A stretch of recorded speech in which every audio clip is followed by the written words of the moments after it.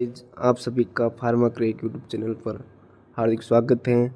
आज हम glycolysis pathway के बारे में पढ़ेंगे।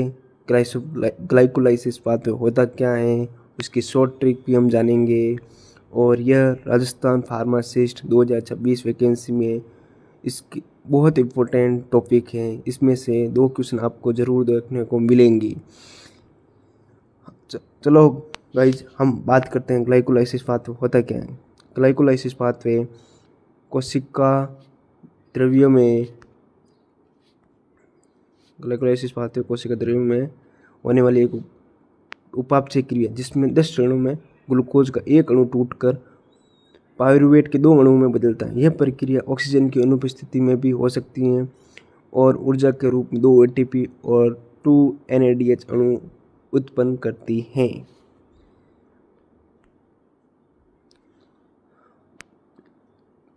और ग्लाइकोलाइसिस पाथवे एरोबिक कंडीशन में भी होता है और अनएरोबिक कंडीशन में भी होता है। एरोबिक कंडीशन में यह एरोबिक कंडीशन की बात कर देते हैं। एरोबिक और अनएरोबिक कंडीशन क्या होती है ग्लाइकोलाइसिस पाथवे में। एरोबिक कंडीशन में ग्लाइकोलाइसिस पाथवे ग्लूकोज के विखंडन से टूटने से इलेक्ट्रिक एसिड का निर्माण होता है, जबकि एरोबिक कंडीशन में ग्लूकोज के अणु टूटकर CO2 और H2O का निर्माण करते हैं। एनएरोबिक कंडीशन में यह साइटोप्लाज्म में होता है, जबकि एरोबिक कंडीशन में साइटोप्लाज्म और माइटोकॉन्ड्रिया में होता है। इसमें कौन कौन सी स्टेजेज होती हैं। एनएरोबिक कंडीशन में ग्लाइकोलाइसिस, फर्मेंटेशन, जबकि एरोबिक में glycolysis, link reaction, Krebs cycle. जब यह पायरुवेट में विखंडित हो जाता है तो बाद में यह लिंक रिएक्शन और क्रेब्स साइकिल के थ्रू इलेक्ट्रॉन ETC में जाता है और अपने शरीर में ऊर्जा का निर्माण करता है, ATP बनाता है, जिससे हम यूज कर सकते हैं। आगे हम बात करते हैं ग्लाइकोलाइसिस या ग्लूकोज के स्टेप क्या हैं, ये किस प्रकार के पायरुवेट में विखंडित होता है। इसमें सबसे पहले ग्लूकोज हेक्सोकाइनेज की प्रेजेंस में ग्लूकोज 6 फॉस्फेट में बदलता है। यहाँ पर 1 मोल 1 ATP का विखंडन होता है, ATP से ADP बनता है। यहाँ पर सेकंड स्टेप में ग्लूकोज 6 फॉस्फेट फॉस्फोग्लाइको आइसोमरेज की उपस्थिति में फ्रुक्टोज 6 फॉस्फेट में बदलता है और फ्रुक्टोज 6 फॉस्फेट फॉस्फोफ्रुक्टोकाइनेज की प्रेजेंस में फ्रुक्टोज 1,6 फॉस्फेट में टूटता है। यह हम अपनी लैंग्वेज में भी लिख सकते हैं। यह सभी के लिए इम्पोर्टेंस है। डी फार्मा सेकेंड ईयर के लिए भी, एम्स में MCRE के लिए, रेलवे के लिए, राजस्थान फार्मासिस्ट के लिए, सभी के लिए ग्लाइकोलाइसिस पाथवे सभी के लिए इम्पोर्टेंट होता है। और यह एक question D pharma second year में बायोकेमिस्ट्री में थ्योरी के रूप में भी पूछा जाता है, जिसमें हम इसी लैंग्वेज के रूप में भी लिख सकते हैं। Glucose converted to glucose 6 phosphate by the presence of hexokinase और glucose 6 phosphate converted phosphofructose 6 phosphate by the help of या प्रेजेंस ऑफ फॉस्फोग्लूकोआइसोमरेज। और फ्रुक्टोज 1,6 फॉस्फेट एल्डोलेज की प्रेजेंस में ग्लाइसिरेलिया 3 फॉस्फेट G3P में और DHAP में DH डाईहाइड्रोक्सी एसीटोन फॉस्फेट में convert होता है। और बाद में इसके बाद में ये G3P है ना, यह आइसोमरेज की प्रेजेंस में और ट्रायोज आइसोमरेज कन्वर्टिंग एंजाइम है दोनों के लिए, G3P के लिए और DHAP के लिए कन्वर्टिंग एंजाइम होता है, जबकि G3P ट्रायोज फॉस्फेट डिहाइड्रोजिनेज की प्रेजेंस में 1,3-bis फॉस्फोग्लाइसरेट में बदलता है। और 1,3-bis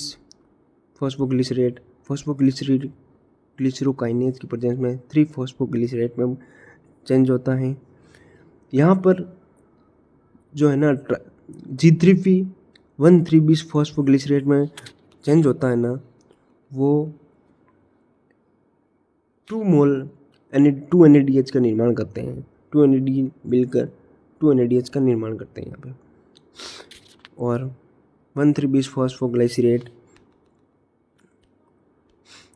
बिस फॉस्फोग्लाइसरेट फॉस्फोग्लिसरोकाइनेज की प्रेजेंस में 3 फॉस्फोग्लिसरेट में कन्वर्ट होता है।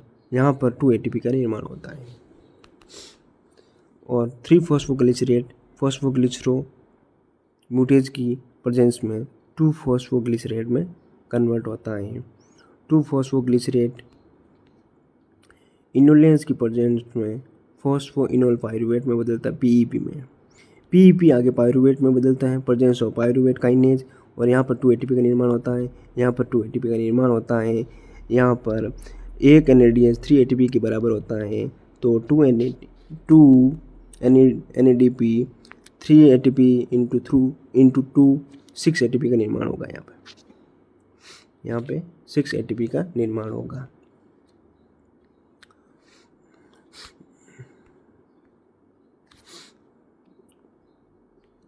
ग्लाइकोलाइसिस पाथवे के स्टेप हमने समझ लिए हैं। इसको हम थ्योरी के रूप में भी लिख सकते हैं। यह स्टेप बहुत इंपॉर्टेंट है एग्ज़ाम के लिए और यहाँ यहीं से क्वेश्चन पूछा जाता है कि कुल कितने ग्लाइकोलाइसिस पाथवे में ATP का निर्माण होता है।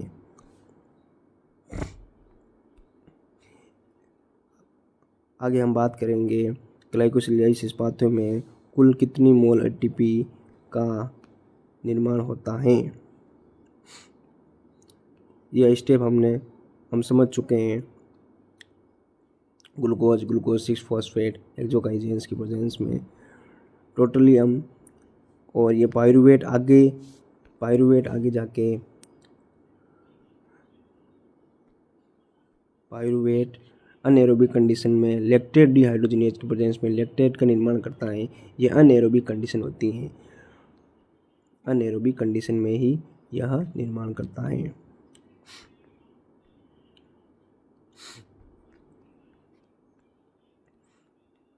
Total energetic of glycolysis pathway.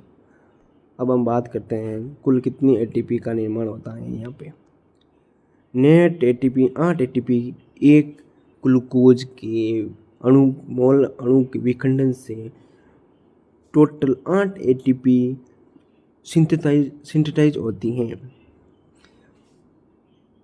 2 NADH से 6 ATP का निर्माण 2 ATP और 2 ATP पूरी 10 ATP का निर्माण होता है जिसमें से 2 ATP यूटिलाइज हो जाती हैं स्टार्टिंग वाली फेज में, जिससे टोटल 8 ATP इसमें प्राप्त होती हैं। एक ग्लूकोज के अणु के विखंडन से 8 ATP का निर्माण होता है।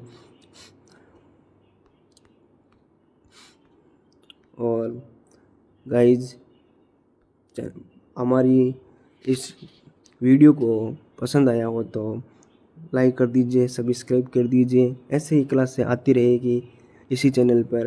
राजस्थान फार्मासिस्ट की वैकेंसी बहुत जल्द आने वाली है और उसके लिए हमारे इस चैनल पर फ्री में क्लासें उपलब्ध करवाई जाएगी आपको।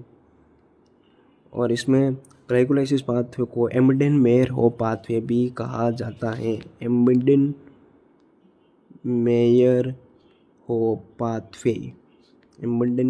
पाथवे भी कहा जाता है। ग्लाइकोलाइसिस पाथवे को एम्बेडेन-मेयर-होप EMP पाथवे भी कहा जाता है। यहाँ देखो इस स्टेप में एक ATP का यूटिलाइज हुआ है, यहाँ पर उपयोग हुआ, ना कि उत्पादन हुआ, प्रोड्यूस नहीं हुई, यहाँ पर उपयोग हुआ है। ATP से ADP बना है। एक ATP का यहाँ उपयोग हो गया, एक ATP का यहाँ उपयोग हो गया और 2 NADH का निर्माण यहाँ हुआ और 2 ATP का निर्माण यहाँ हुआ, 2 ATP का निर्माण 2 ये 2 ये और एक NADH 3 ATP के बराबर होता है तो 2 इंटू 3 यहाँ पर 6 ATP का निर्माण हुआ। 6 7 8 9 10 ATP टोटल बनी यहाँ पे, जिसमें से 2 ATP यूज होगी, बाकी टोटल 8 ATP इस ग्लाइकोलाइसिस पाथवे में उपयोग में पूरी सिंथेसाइज होती हैं, उत्पादित होती हैं एक ग्लूकोज के अणु के विखंडन से। और बने रहे हमारे चैनल के साथ गाइज। लाइक कर दीजिए, सब्सक्राइब कर दीजिए चैनल को। और क्लासें ऐसे ही मिलती रहेगी आपको फ्री में। Thank you.